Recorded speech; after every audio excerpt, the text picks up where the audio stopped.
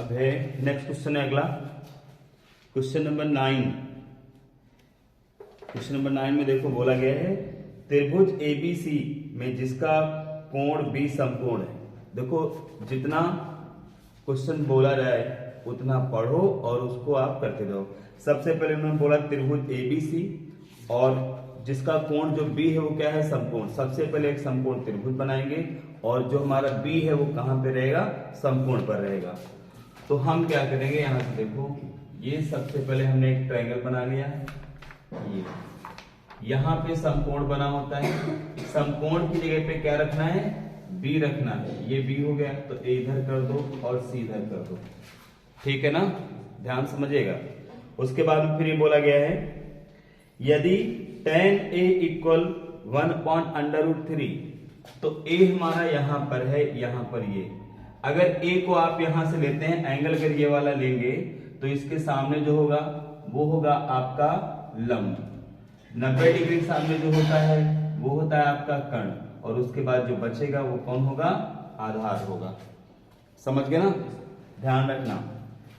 फिर से एक बार देखो, समकोण त्रिभुज जो बनता है 90 डिग्री के सामने की जो भुजा होती है उसको कर्ण बोला जाता है, और जो कोण के सामने भुजा होती है उसको लंब बोला जाता है। बाकी जो बचता है वो कौन होता है, आधार होता है। तो इन्होंने दे रखा है tan a इक्वल 1/√3। तो वैल्यू निकालना है किसकी, देखो जो मान हमें निकालना है उसमें एक लिखा हुआ है साइन a और cos c plus cos a sin c, एक ये निकालना है। सेकंड जो है वो कौन सा निकालना है, cos a, फिर है cos c minus sin a और sin c। इनकी वैल्यू मुझे फाइंड आउट करना है। अब देखो ये वैल्यू तभी आप निकाल पाओगे जब आपको sin a cos c cos a sin c cos a cos c sin a sin c, जब ये सारे पता होंगे तभी आप निकाल पाओगे। ये कैसे पता होंगे, ये आपको तब पता होंगे जब लंब आधार कर्ण पता होंगे, तब आप इन सब का मान निकाल पाओगे। क्योंकि पीछे वाली क्लासों में हमने इनको कैसे निकाला जाता है वो पढ़ाया है, ठीक है, तो उसको ध्यान में रखना है।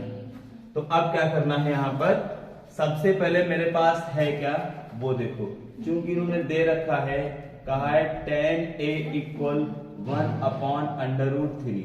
अभी देखो tan a है, जो tan होता है वो होता है लंब बटे आधार। जो tan होगा हमारा वो क्या होता है, लंब बटे आधार होता है। तो इसका मतलब ये हुआ कि जो ऊपर वाला है वो लंब होगा, नीचे वाला जो है वो कौन सा होगा, आधार। तो हम क्या करते हैं, L की वैल्यू निकालेंगे। यहाँ पे 1 है तो कुछ नहीं निकलेगा, 1x रहेगा। और अगर आप आधार निकालोगे तो x√3। ये क्या होते हैं, अनुपात में होते हैं, इसलिए इनकी एग्जैक्ट वैल्यू निकालने के लिए इसमें एक वेरिएबल को मल्टीप्लाई कर लेते हैं, जैसे x कर दिया। अभी कर्ण मुझे पता नहीं है तो हम क्या करते हैं, पाइथागोरस थ्योरम लगाते हैं। सबसे पहले पाइथागोरस प्रमेय से, पाइथागोरस प्रमेय से। तो पाइथागोरस प्रमेय में जब हम देखेंगे तो क्या होता है, कर्ण का स्क्वायर एक तरफ रहता है, फिर आधार का स्क्वायर और फिर लंब का स्क्वायर, ठीक है। अब देखिए कर्ण की वैल्यू मुझे पता नहीं, तो कर्ण को आप ऐसे रखो, आधार देखो चेक करो, आधार है x√3। जहां पे आधार लिखा हुआ है वहां पे लिख देंगे हम x√3। इस पर स्क्वायर लगाए तो इसके ऊपर भी स्क्वायर लगा दो, प्लस फिर लंब, लंब देखो लंब की जगह पे x लिखा हुआ है, तो जहां पे लंब लिखा हुआ है वहां पे हम x लिख देंगे। अब उसके बाद में देखो कर्ण का स्क्वायर ऐसे रहेगा। अब ये देखो ब्रैकेट के अंदर बंद है फिर स्क्वायर लगा हुआ है, इसका मतलब ये हुआ कि आप x का स्क्वायर करोगे अलग से और √3 का स्क्वायर करेंगे अलग से, लेकिन √3 का जब स्क्वायर करोगे तो स्क्वायर से इसका रूट हट जाता है, सिर्फ क्या बचेगा, 3 बचेगा, और यहाँ पे हमारा x स्क्वायर हो जाएगा। तो अब यहां से देखो ये 3x स्क्वायर हो गया, ये x स्क्वायर हो गया, टोटल हम देख लेते तो कितना हो गया, 4x स्क्वायर हो गया, ये 4x स्क्वायर हो गया। अभी कर्ण की वैल्यू निकालना, इधर से स्क्वायर हटाते तो उधर अंडर रूट लगता है, तो k इक्वल √4x²। अब देखो जो 4 है उसका अंडर रूट सॉल्व करते हैं तो 2 निकलता है। कितना होता है 2, तो ये 2 हो जाएगा और x पे स्क्वायर है, स्क्वायर से रूट कैंसिल हो जाएगा, सिर्फ कितना आएगा। तो हमारे पास कर्ण की वैल्यू देखो ये आ गई। जब कर्ण निकल आया तो मुझे क्या चाहिए साइन ए। तो देखो ध्यान से साइन ए इक्वल होता है लंब बटे कर्ण। अब ए यहां पे है, लंब सामने होगा, लंब कौन होगा बीसी, ये बीसी हो गया लंब और कर्ण कौन सा हो गया एसी। अच्छा देखो जरा हमने यहाँ पे लिख रखा है लंब कितना लिया हुआ है, यहाँ पे देखो ध्यान से x, मतलब यहाँ पे लंब जो है हमारा x हो गया। आधार कितना है x√3, तो जो ये वाला है ये हमारा x√3 हो गया। तो ये मैं ऐसे लिख देता हूं इसको, सिर्फ ये साइड x√3 हो गई, ये वाली साइड केवल x हो गई और इसको निकाला है, कितना निकला 2x। अब देखो लंब बटे कर्ण, इसके सामने लंब होगा। अब लंब कितना है देखो वहां पे x है, कर्ण कितना है 2x, x x कैंसिल हो गया, कितना आ गया 1/2। साइन a की वैल्यू आ गई, उसके बाद में चाहिए मुझे cos a की वैल्यू, तो अब cos a निकालो। cos a होता है आधार बटे कर्ण, जो cos a होता है वो कितना होता है आधार बटे कर्ण होता है। तो आधार हो गया। अब देखो a है तो लंब इधर होगा तो आधार कहां होगा नीचे, तो आधार मेरा कौन होगा AB। कर्ण नहीं बदलता है, वही रहेगा AC ही रहेगा। AB कितना है x√3 है, सॉरी हाँ AB x√3 है और AC कितना है 2x, x x कैंसिल हो गया, √3/2 आ गया। अब रह गया साइन C भी निकालना है, क्या साइन C। अब देखो जब C निकालेंगे तो ये कोण नहीं लेना है, ये नहीं लेना है, अब इस वाले को लेना है। किसको लेना है इस वाले को। तो साइन C, साइन का फार्मूला फिर वही होता है लंब बटे कर्ण, लेकिन अब क्या है जब कोण ये वाला आप लेंगे तो लंब इसके सामने आ जाता है। अब लंब ये नहीं रहेगा, अब लंब ये वाला रहेगा, ठीक है। तो अब लंब का काम करेगा AB, लेकिन कर्ण वही रहता है AC ही रहेगा। AB कितना है x√3 है और AC कितना है 2x है, ये कैंसिल हो जाएगा, √3/2 बचेगा। फिर cos C भी निकालना है देखो, तो ये cos C निकाल लीजिए आप, ये होता है आधार बटे कर्ण। अब देखो जब C को लेंगे तो लंब इधर होगा, तो कर्ण लंब ये वाला होगा, तो आधार कौन सा रहेगा BC। देखो जिस कोण को लेते हैं उसके सामने लंब रहता है, कर्ण तो यही रहता है 90 डिग्री सामने, तो जो बचेगा वो क्या होगा आधार। तो अब आधार का काम करेगा BC और कर्ण हमारा वही रहेगा AC। BC की वैल्यू कितनी है x है, कर्ण कितनी है 2x, x x कैंसिल हो गया, कितना आ गया 1/2।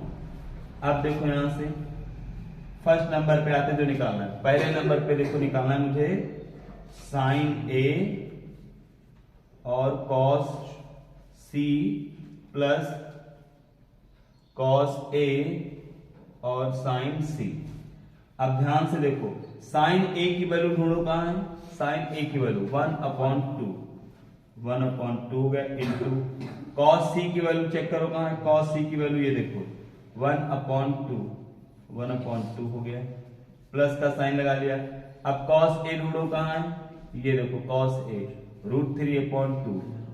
√3/2 गया, मल्टीप्लाई, बीच में कोई साइन नहीं, मल्टीप्लाई साइन होता है। साइन C देखो कहां है, ये √3/2 ये हो गया। अब इसको आप सॉल्व करो, देखो 1 को 1 से करेंगे 1 आएगा, 2 को 2 से करोगे 4 आएगा, प्लस √3 को √3 से करेंगे तो 3 आएगा, 2 को 2 से करो क्या आएगा 4, ठीक है। जब आधार बराबर होता है तो उसको एक बार लिखा जाता है। चलो इधर कर देता हूं, यहां पे देखो आधार बराबर होता है तो उसको एक बार लिखते हैं, तो हम क्या करते हैं एक बार लिख दिया, ऊपर जो नंबर जैसे हैं वैसे लिख देते 1 + 3, तो 1 + 3, जब इसको टोटल करोगे 4/4 आएगा, ये कैंसिल हो जाएगा, तो वैल्यू कितनी आएगी 1। ये हो गया फर्स्ट वाले का। पहले का आंसर हो गया, कितना आया 1। दिख रहा नहीं दिख रहा? अब उसके बाद में सेकेंड वाला फाइंड करना है, वो मैं यहां पे किए देता हूं।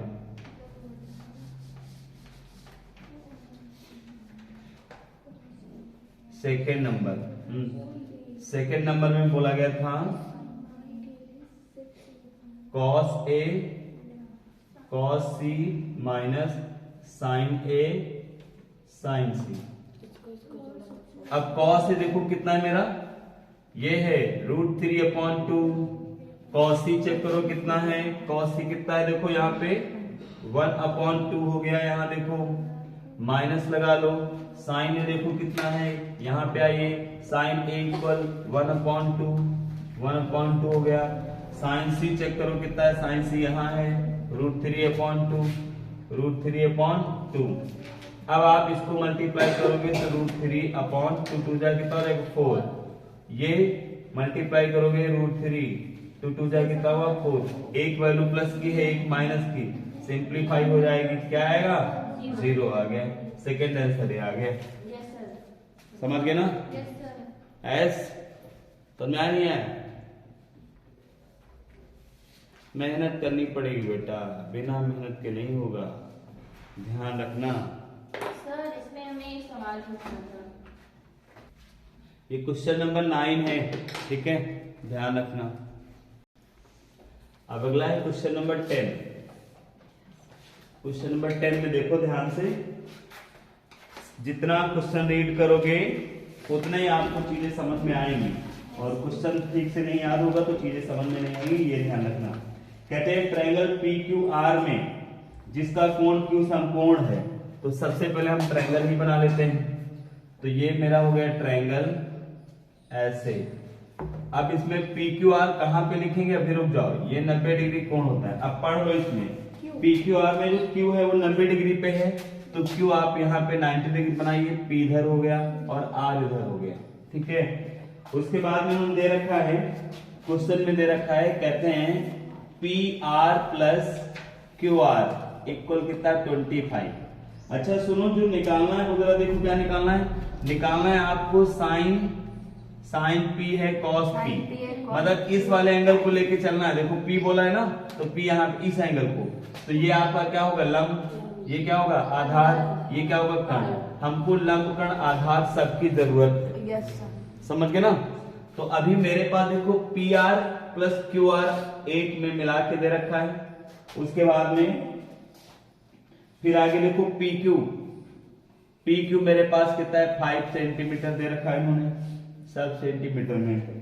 उसके बाद में फिर कहते हैं वैल्यू निकालो, तो अभी देखो PQ तो मुझे पता है, PQ ये हो गया 5 सेंटीमीटर। अब ना तो मुझे QR पता है और ना ही PR पता है, तो हम क्या करते हैं, फिर पाइथागोरस थ्योरम का यूज करोगे।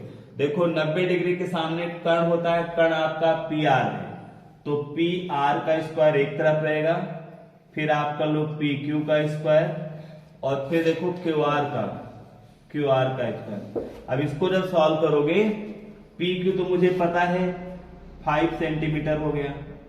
अब इसमें से देखो 3 चीजों में से 2 पता होना चाहिए, ठीक है। अच्छा अगर नहीं पता है तो इसमें सारी चीज एक ही जैसी होनी चाहिए, या तो सब PR हो या तो QR ही हो।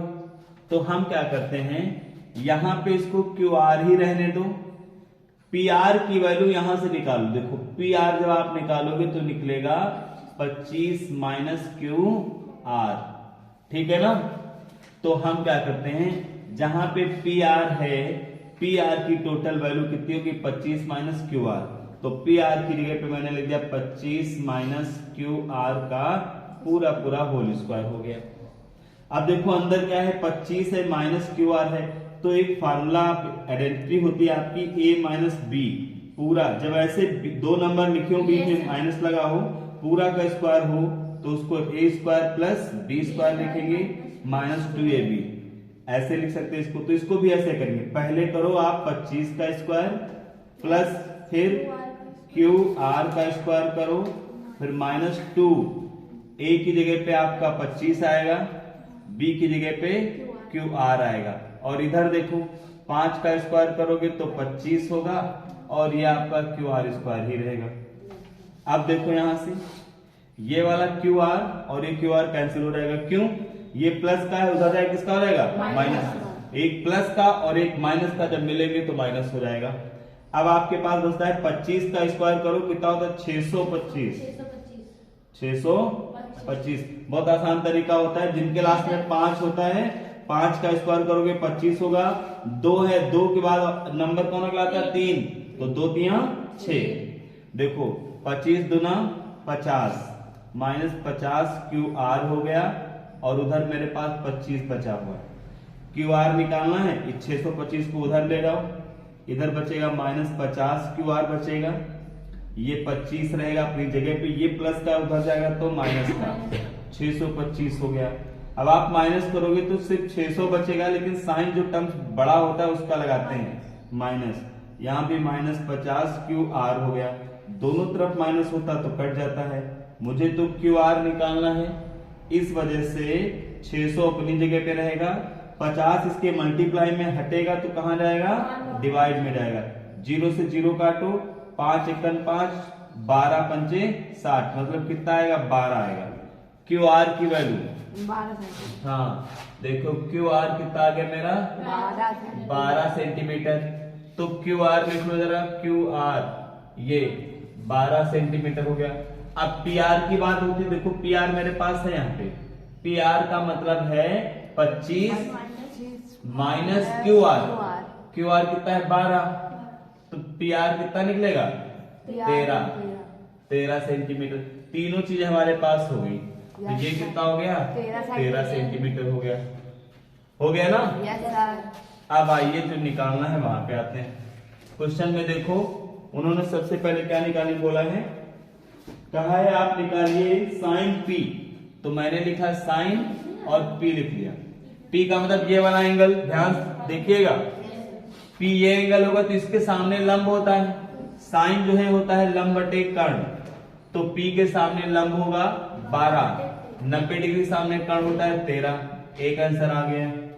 दूसरा निकालना है कॉस पी, तो कॉस पी निकालोगे आधार बटे कर्ण।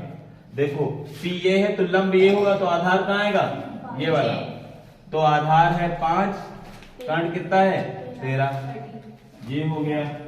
फिर उसके बाद में tan p, तो tan p, फिर p की बात करते हैं, लंब होता है तो tan होता है लंब बटे आधार, तो p के सामने ही जो होगा वो लंब होगा और ये जो होगा ये कौन होगा? आधार। देखो तीनों आंसर निकल आए। समझ गए ना? है? समझ गए? समझा करो।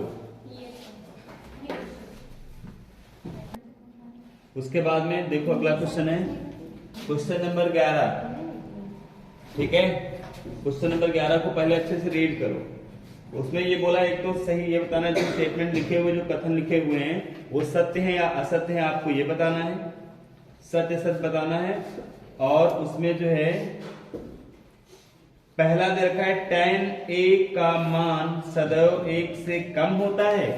ये कह रहे हैं, इन्होंने बोला है, कहते हैं tan a का जो मान है, ठीक है, कहते हैं हमेशा सदैव 1 से क्या होता है? कम। कहते क्या 1 से कम होता है? नहीं, हमेशा 1 से कम हो ऐसा जरूरी नहीं है। क्यों नहीं जरूरी है? इसलिए क्योंकि tan a का मान होता है लंब बटे आधार। अच्छा, 1 से कम चीजें कब आती है वो भी समझ लो। 1 से कम तब आएगा जब आपका जो अंश होता है ऊपर का भाग और नीचे क्या होता है हमारा? हर होता है। अगर आपका अंश छोटा है, क्या है? अंश अगर हर से छोटा है, हर क्या है? बड़ा, तो अगर यहाँ पे अंश, यहाँ पे लिखता हूं, जो अंश है वो छोटा होगा और हर क्या होगा? बड़ा। तो जब अंश छोटा होता है हर बड़ा होता है, तो ये मान हमेशा 1 से क्या रहता है? कम। ये बात समझ में नहीं है? जैसे लिखा हुआ 5/6, 1 से क्या रहेगा? कम रहेगा। जैसे 4/3, 1 से क्या रहेगा? कम रहेगा। 17/9, ये क्या रहेगा? ये 1 से ज्यादा हो जाएगा। Yes sir. है ना। जिसका हर बड़ा अंश बड़ा होगा, हर छोटा होगा, वो एक से बड़ा होगा, और अगर जिसका अंश छोटा होगा हर बड़ा होगा वो एक से कम होगा। तो इसमें क्या है, लंब बटे आधार जब हम रखते हैं तो कभी लंब बड़ा हो सकता है, कभी आधार बड़ा हो सकता है। तो सदैव एक से छोटा नहीं रहेगा, कभी एक से छोटा हो सकता है, कभी एक से बड़ा हो सकता है। जानिए, समझ में आया? सब लोग समझ गए? Yes sir. ढंग से समझ गए ना। तो अब एक बात तो क्लियर होगी कि पहला वाला क्या है, हमारा असत्य है ना। पहला वाला असत्य है। सेकंड देखो, कहते कोण ए के किसी मान के लिए सेक ए बराबर 12/5। अच्छा, कहते हैं कि जो सेक ए जब निकालते हैं तो सेक ए के लिए क्या 12/5 जो दिया है, तो ये कहते हैं क्या ये सही है या फिर नहीं सही है। तो देखो ये वाला जो है ये आपका सत्य है। क्यों सत्य है? क्योंकि जो सेक ए हमारा होता है वो होता है कर्ण बटे आधार होता है, और किसी समकोण त्रिभुज में लंब जो होता है आधार से बड़ा भी हो सकता है और छोटा भी हो सकता है। नहीं, सेकेंड वाला बताना है ना। तो सबसे लंबी भुजा जो होती है वो क्या होती है, कर्ण होती है। तो आधार का जो है 12/5 गुना भी हो सकता है। मतलब ये कि इनका कहना मतलब ये है कि इसमें इन्होंने बोला है, कहते हैं सेक ए बराबर कितना है, 12/5 है ना, 12/5। अब हमको ये देखना है क्या किसी त्रिभुज में ऐसा हो सकता है। तो देखो कोई त्रिभुज लेते हैं। पहली बात तो ये सेक है, सेक का होता है फार्मूला कर्ण बटे क्या होता है, आधार होता है। तो कर्ण कितना है हमारा 12, ठीक है। कर्ण मेरा 12 हो गया, आधार कितना हो गया 5। ये भी कुछ निकलेगा, ठीक है। जो भी निकले कुछ रूट में निकलेगा, ठीक है। तो अब क्या है, कहते हैं क्या सेक ऐसा हो सकता है। तो हाँ, सेक का मान तो हो सकता है 12/5, ठीक है। 12/5 हो सकता है। क्यों? अभी ये वाली साइड अगर हम निकालेंगे तो वो कितनी निकलेगी, 12 का स्क्वायर करोगे 144 होगा, और ये 25 हो जाएगा। माइनस कर दो, 14 में से 5 9 बचेगा, और यहाँ पे कितना बचेगा मेरा 1 बचेगा। 3 में से 2 माइनस करेंगे 1 बचेगा, 1 119। तो ये क्या आएगा, ये √119 आएगा। तो ये सेक ए का मान हो सकता है, ठीक है ना। हाँ, ये इन्होंने ये बोला है। इसमें कहते हैं कोण ए के किसी मान के लिए सेक ए बराबर 12/5 है। तो कोई न कोई एक ऐसा कोण आएगा जिसके लिए 12/5 हो सकता है। क्वेश्चन नंबर 3 में देखो, कॉट ए और कॉट और ए का गुणनफल होता है, ये गलत है। जो आपका यहाँ पे लिखा होता है, जैसे कॉट ए लिखा है, तो ये कॉट ए पूरा का पूरा है, ये कुछ मल्टीप्लाई करके नहीं बनाया गया है, ठीक है। अगर हम कॉट से ए को हटा देंगे तो इसका मतलब ही खत्म हो गया, इसका कोई मतलब नहीं रहेगा। तो ये मल्टीप्लाई नहीं, मल्टीप्लाई अगर होता, अगर हम मल्टीप्लाई करते, जैसे इसको बी से मल्टीप्लाई कर दें तो ये बी, ठीक है, बी कॉट ए ये हो गया, लेकिन ये कॉट ए पूरा है, समझ गए ना। तो कॉट ए यहाँ पे जो ए है वो मल्टीप्लाई नहीं है, ठीक है। हाँ, ये इसके साथ ये कोण है, और ये कॉट ए ये पूरा एक क्या होता है, अनुपात होता है, रेशियो होता है दो भुजाओं का। तो इसलिए ए को अलग नहीं कर सकते। अगर आप देखो यहाँ पे, जैसे यहाँ पे मैंने थीटा नाम दे दिया, अब आप लिखोगे कॉट थीटा बराबर, तो होता है आधार बटे लंब होता है 5√119 आधार बटे। अब ये थीटा नहीं रहेगा तो आपको क्लियर ही नहीं होगा कि आप कौन से कोण को लेकर के कर रहे हैं, तो वो उसकी पूरी वैल्यू है। तो इसलिए जो इसका कौन सा पार्ट है, थर्ड वाला पार्ट है, वो भी क्या है, असत्य है, ठीक है। फिर बचते हैं दो और बचते हैं, जिसमें फोर्थ में दिया है कॉस ए, कोण ए के कॉसेंट के लिए प्रयुक्त एक संक्षिप्त रूप है। तो कहते हैं जो कॉस ए है, अच्छा होता है क्या है, इनके सबके वो होते हैं फुल फॉर्म होते हैं, जैसे हम साइन पढ़ते हैं ना, ठीक है, साइन है, कॉस है, तो जैसे एक कॉस को बोला जाता है, कोसाइन बोला जाता है, ठीक है। और तो कहते हैं जो कॉस का, तो जो कॉस ए हम लिखते हैं वो कोसाइन का रूप है। जो कॉस लिखते हैं तो एक होता है कोसाइन, ठीक है। कोसाइन जो होता है ये इसका पूरा फुल फॉर्म है और इसको शॉर्ट, ठीक है, शॉर्ट फॉर्म में लिखते हैं हम, कॉस ए लिखते हैं। समझ गए मेरी बात? Yes. तो ये इसका फुल फॉर्म है। और इन्होंने किसका बोला है? इन्होंने बोला है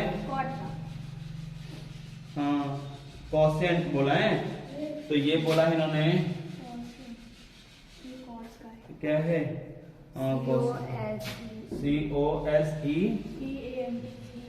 COSECENT होगा ना, CANT, ठीक। हाँ ये कॉसेंट है।